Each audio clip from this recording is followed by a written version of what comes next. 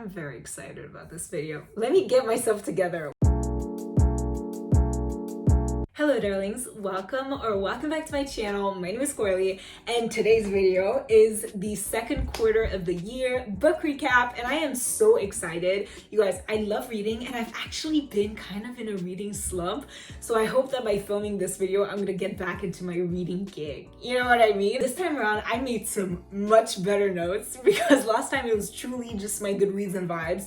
But I promise you, this time, your girl, she's ready. So this is not gonna be in any order whatsoever. I read 7 more books and I'm currently reading an 8th, but I haven't been able to finish it. So, you know, it is what it is. We're just leaving it at that for now. So I read A Court of Thorns and Roses by Sarah J. Maas.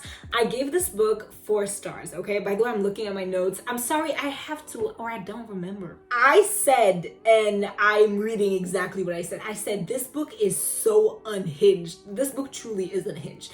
And I promise you guys, I will read the next ones because it's the first book in a series. I was just so hit by the unhingedness of the book that I was just like, wait a minute, I need a break from this. If I had 3 words to describe it, I would say survival, romance, and fantasy. There's so much survival, a little bit of romance, that's lovely, and quite a bit of fantasy. The one reason why I think it was so unhinged is because they lack severe communication skills. Like all the characters, I was getting very frustrated with them because I was like, you communicate like a 3-year-old, which means you don't. So like, what do we do now? In me, I was just reading this like, did y'all ever learn anything? Like, what did life teach you? Like, one of them has been alive for like 500 years, maybe more, I forgot, but like really, really long. And the other, granted, she's more towards, you know, the 1820 kind of mark, but still, babe, like, you should have gotten yourself together. What is this? I don't remember their ages, but like, I'm pretty sure what I'm saying is very coherent. So, next book I read was Serpent and Dove by Shelby Mahurin. I'm so sorry, Shelby. I gave the book 5 stars. I adored this book.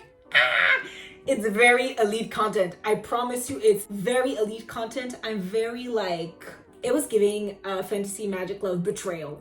You know, I feel like, girl, betrayal, it's always in there somewhere. Every time I think of Serpent and Dove, you know what? Let me open my Goodreads on my computer just so that I can. It's not open on my computer. We'll just keep it here. Oh my God, am such a fan of that book. Like, okay, we have to understand, like, if you're watching this, you're like, girl, I am an enemies to lovers trope. And this book it's like not a typical enemies to lovers, but it is an enemies to lovers plus an arranged marriage. So, you know, I'm in, which I know, you know, says a lot psychologically about me. I don't care. This book's so good. Let me read you what I wrote. I said, I revel in the greatness of this novel. And I do. I don't know if there's another one. Is Serpent and Dove the first one? Is there another one? I have to check that out later. But oh my God, if you like any enemies to lovers and fantasy like tropes, girl, you need to check that out like immediately. It was so good. I loved it. I read Throne of Glass by Sarah J. Maas. Like at one point I was trying to write reviews on Goodreads because I was like, so that, you know, I could remember when I did this video. But you want to know what my review read? It literally said it was honestly pretty good. I'm very satisfied.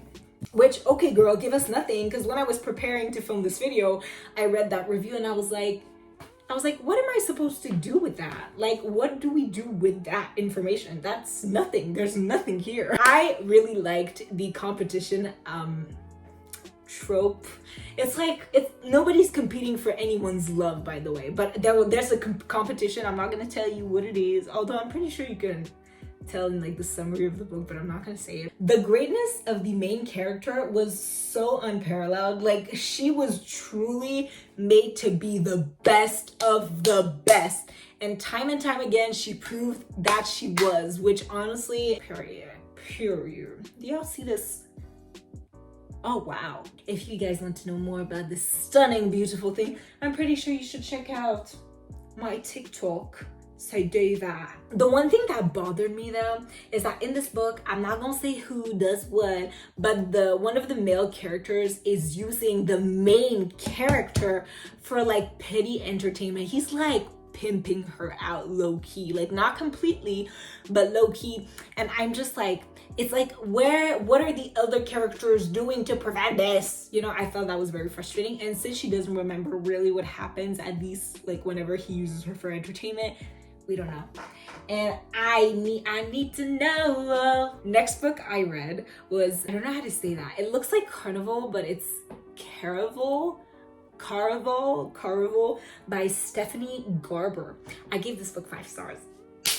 This book got me all different types of messed up. Let me tell you this, okay? I was shook. I was bamboozled, okay? I was literally gagged, okay? This book, oh my God, how can I explain this? You know, in the first Doctor Strange, when it's the first time for Doctor Strange that the world kind of breaks down in all those like kaleidoscopic pieces, I feel like this is how that book made me feel if I were Doctor Strange at that moment.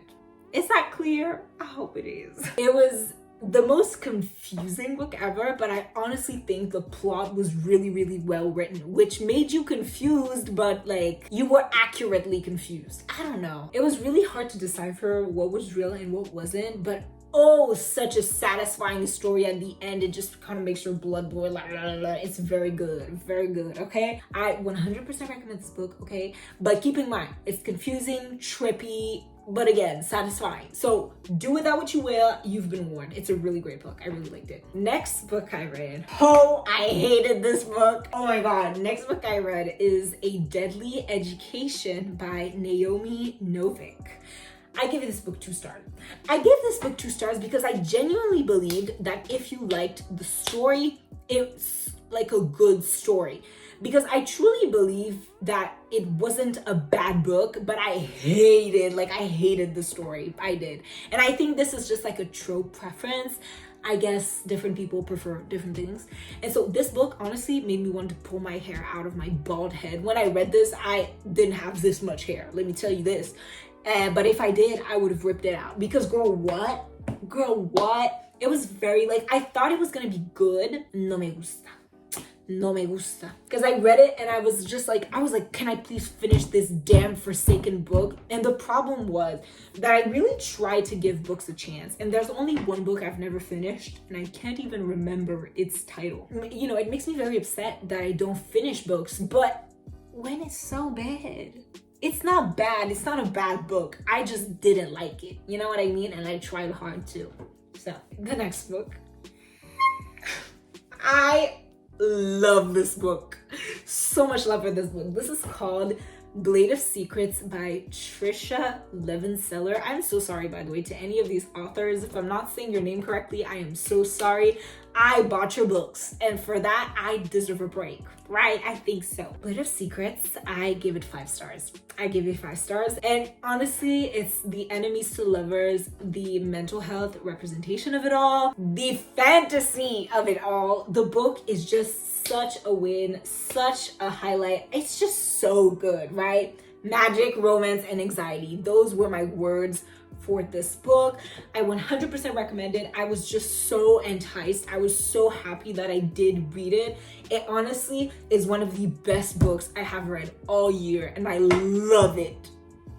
Ay, te amo, te amo. You know what I want to do? I want to reread all my Fortuna Thorns because it's my favorite series, and I feel like it deserves to be reread until my hands fall off. The last book for the second quarter of the year that I read is called The Subtle Art of Not Giving a F by Mark Manson. I'm going to try and stay PG here. This book is actually a self-help book. Like sometimes I do read those. Like I'm a big fantasy romance girl, but sometimes I will read a little bit of self-help. Rarely though, because I just feel like I do enjoy reading self-help books because if I didn't, I wouldn't read them. But at the same time, I just prefer stories. You know, I prefer like fictional things at the same time. But I do love a good, like I read about maybe 1 or 2 like self-help books per year. So this is my one book I've read, but it's pretty good. I gave it 4 stars. Now, the reason why I really wanted to read this book, one, but also really wanted to talk about it here is because everyone said it was really white man logic. And I do agree. I do agree it's very white man logic. but I do love some of the perspectives that are in this book. I don't know if you guys have ever heard that saying, but one saying is that if there's one thing white people gonna do is have fun. And it's because of their privilege. You know, they're allowed to do pretty much whatever the hell they want to do. They won't get killed for it, which, you know, it's a little harsh, but it is the truth. I kind of had that mindset when I read this book. I was like, just have fun. White people are having fun, read it and have fun. I love that you're encouraged to hold yourself accountable in this book. And I love that although the title could indicate so, the book is not teaching you how to be a psychopath. The book is not teaching you how to care about absolutely nothing, but it's teaching you how to care about only the things that truly, truly, truly matter in the grand scheme of things and according to your personal values. And I think that's really important. And so when you look at the book in that way and not as like a holy grail solution to every problem you've ever had, I think it's a really good read. I honestly really liked it. It was anecdotal. It was, you know, self-growth. Did I say that? Self-help.